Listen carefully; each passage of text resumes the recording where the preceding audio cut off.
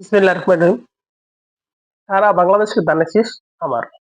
সেই সুবাদে আপনার সামনে আজকে একজন মুরব্বীর নাম তুলে ধরবো।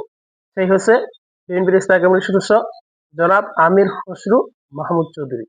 এই জনাব আমির খসরু মাহমুদ চৌধুরী আপনারা ওনার বিরুদ্ধে অনেক কথা বলেন। আমিও কইছি। ঠিক আছে ভাই। আমির খসরু মাহমুদ চৌধুরী উনি বিএনপির শীর্ষ একজন নেতা, উনি বাবার বয়সী। ঠিক আছে? উনি যা করে আমি মনে করি ওনার মতরাই ওনার বুঝটাই উত্তম, কারণ বাবার বুঝ সবসময় ছেলেদের জন্য উত্তম হয়।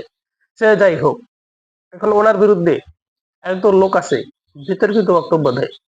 আমি দেশবাসীকে বলবো, বিশেষ করে আমির খসরু মাহমুদ চৌধুরী স্যারের নির্বাচনী এলাকার মানুষ যারা আছেন, আমার ভিডিওটা যদি আপনাদের মাঝে পৌঁছায়, কারো পাতানো কথা কান দিবেন না।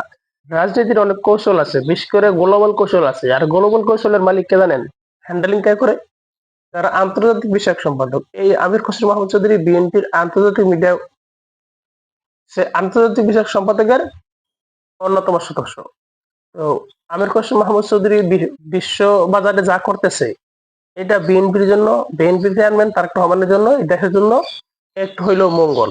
ভাই শুনেন, আমরা আমাদের প্রতিবেশী দেশ ভারত, ভারতকে আমরা বন্ধু মনে করি না, কারণ ভারত কখনোই আমাদের বন্ধু ছিল না। কিন্তু ভারতকে আমরা শত্রু ভাবতে পারবো না, কারণ তাহলে আবার একটা সমস্যা আছে। যেমন দেখা গেছে, এই নেবার ভাইকে ভুল ধরেন না, পেশায়েন না।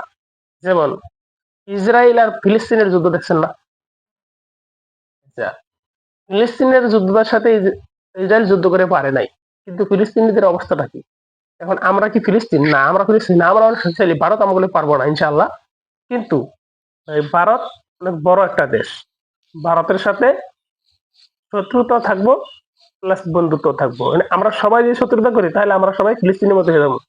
আর যদি শত্রুতার মাঝে মধ্যস্থ করা কোনো লোক থাকে, যেমন আমরা সাধারণ জনগণ, আমরা ভারতকে ভালোবাসি না, আমি ব্যক্তিগত ভারতকে ভালোবাসি না, তাহলে আমাদের মাঝে আর ভারতের মাঝে মধ্যস্থতা কে করবে? আমরা তো সাধারণ জনগণ ভারতের সাথে কথা বলতে পারি না। আমরা ভারতের পণ্য কিনি না, ভারতের বিরুদ্ধে কথা বলি, ভারতের পণ্য বয়কট করি।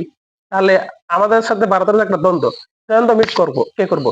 দ্বন্দ্ব মিট করতে একজন লোকের প্রয়োজন আছে। সেই সুবাদে আমির হোসেন খসরু মাহমুদ চৌধুরী স্যারের ভারতের সাথে সম্পর্ক ভালো, এটা আমাদের জন্য হয়তো ভালো হবে ইনশাল্লাহ। সেই বিষয় নিয়ে ওনার বিরুদ্ধে যারা বিরোধিতা করতেছে, হিসেবে কানমন দিবেন না। উনি সাবেক বাণিজ্য মন্ত্রী, ওনার মন্ত্রণালয়ের বাণিজ্য মন্ত্রণালয়ের নেতৃত্ব ছিল সুসংগঠিত এবং যোগ্য নেতৃত্ব। অতএব ওনার মতো ভালো লোককে সম্মান করা উচিত। এই সুবাদে ওনার নির্বাচনী এলাকা যারা আছেন, আপনারা সকলে দয়া করে 12 ফেব্রুয়ারি সারাদিন আমির খসরু স্যারকে, স্যারের সম্মানার্থে, দানা শীষের সম্মানার্থে, তারেক রহমানের সম্মানার্থে ওনাকে ভোট দিয়ে জয়যুক্ত করবেন। আল্লাহ হাফেজ। সবাই সুস্থ থাকবেন, ভালো থাকবেন। সকলকে ধন্যবাদ। চট্টগ্রামবাসীকে ধন্যবাদ।